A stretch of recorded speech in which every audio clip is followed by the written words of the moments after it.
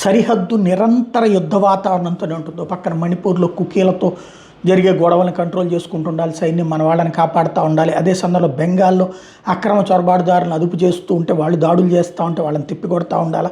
పాకిస్తాన్ సరిహద్దుల్లో, కాశ్మీర్ సరిహద్దుల్లో తీవ్రవాద యాక్టివిటీని కంట్రోల్ చేయాలి. పంజాబ్లో ఒక పక్కన అట్టించి వచ్చేటువంటి స్మగ్లింగ్ని, డ్రోన్స్ని కంట్రోల్ చేయాలి. ఇట్లాగ రకరకాలు ఉంటుంది. ఇప్పుడు ప్రస్తుతం త్రిపురలో తాజాగా ఓ ఇన్సిడెంట్ చోటు చేసుకుంది. మొన్న శుక్రవారం నాడు జరిగిందట. అది ఇప్పుడు వెలుగులోకి వచ్చింది. ఆవుల్ని స్మగ్లింగ్ చేస్తుంటారు అవతలకి, అక్కడ తినడానికి. ఇక్కడి నుంచి ఆవుల్ని పంపించేస్తుంటారు.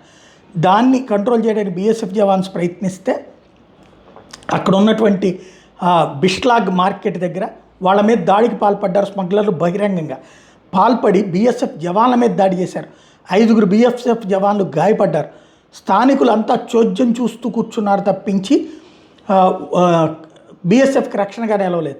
దాన్నే అక్కడ ఉన్నటువంటి అధికారి నిలదీసిన ఉదంతం.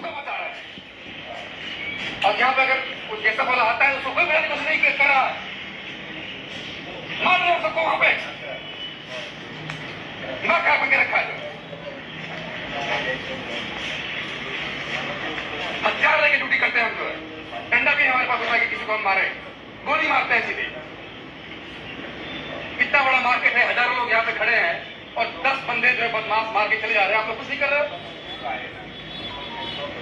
शर्म आपके ऊपर आनी चाहिए जो है। क्या आपकी స్మగ్లర్లని చంపిపడేస్తే తప్పించి పని అవ్వదు. అదే సమయంలో స్మగ్లర్లకి లోకల్ వాళ్ళ సపోర్ట్ ఉందన్నది అర్థమవుతుంది.